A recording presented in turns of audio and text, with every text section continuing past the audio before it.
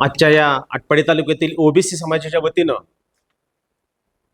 सर्व जे काही ओबीसीवर अन्यायकारक ज्या काही घटना, जे काही आरक्षण किंवा बाधा येण्यासारखे जे काही प्रयोग चालू आहेत, प्रयत्न चालू आहेत अनेकांचे, तर त्या संदर्भात आज या ठिकाणी पश्चिम महाराष्ट्रामध्ये सातारा आणि औंध संस्थान गॅझेट लागू करण्यासंदर्भात जे काय मराठा समाजांची मागणी आहे, जारंगे पाटलांची मागणी आहे, तर त्या मागणीला आमच्या तालुक्यातून ओबीसी समाजाच्या माध्यमातून तीव्र विरोध असणार आहे. हा पहिला विषय आहे. त्याचबरोबर शासनाने ओबीसी समाजावर आणि ओबीसी समाजामध्ये इतर समाजाला कोणत्याही प्रकारचं आरक्षण देऊ नये. ओबीसी समाजाचं जे पूर्वीचं आरक्षण आहे, मंडल आयोगानं जे तयार केलेलं आरक्षण आहे, ते आरक्षण अबाधित आणि सुरक्षित राहिलं पाहिजे, ही आमची द्वितीय मागणी आहे.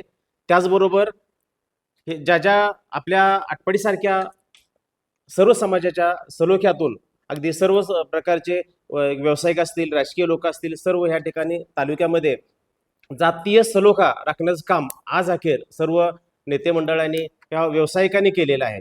तर ह्याच्यामध्ये जारंगे पाटलांच्या जे होणाऱ्या उद्याच्या सभेच्या माध्यमातून ह्या ठिकाणी जे काय मराठा समाजाच्या बाबत जे काय आरक्षणाच्या मागणी असेल, तर त्यांच्या आरक्षणाच्या मागणीसाठी त्यांच्या उद्याच्या सभेसाठी आमचा किंवा ओबीसी समाजाचा अजिबात विरोध नसून ह्या ठिकाणी जे काही त्यांचं प्रक्षोभन भाषणं आहेत, ह्या प्रक्षोभन भाषणामध्ये ह्या भाषणामुळं की जातीय तेढ निर्माण होण्याची शक्यता असते आणि आहे. आतापर्यंत ज्या ज्या ठिकाणी जारंगे पाटलांनी भाषण किंवा सभा झालेले आहेत त्या ठिकाणी जातीय तेढ तयार झालेली आहे. तर ती तेढ आटपाडी तालुक्यामध्ये तयार होऊ नये अशी जे काही प्रक्षोभन भाषणं आहेत ते भाषण जारंगे पाटलांनी करू नयेत, ही ती ओबीसी आटपाडी तालुक्याच्या वतीनं मागणी आहे.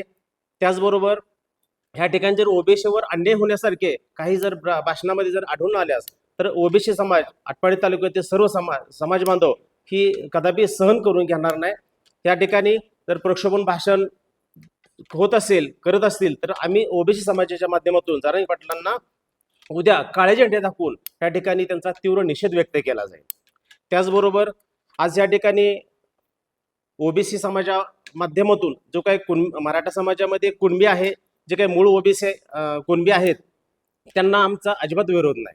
परंतु कुणबी दाखवून बोगस दाखले काढून ओबीसीमध्ये जर शैक्षणिक असेल, नोकरीमधले असेल, राजकीय जर आरक्षण घेणार असतील, तर त्या ठिकाणी आमचा ओबीसी समाज हा कदापि सहन करून घेणार नाही. त्यासाठी जे मूळचे कुणबी आहेत त्यांना अजिबात आमचा ओबीसी समाजाचा विरोध नसणार आहे, हे तेवढंच तितकंच सत्य आहे.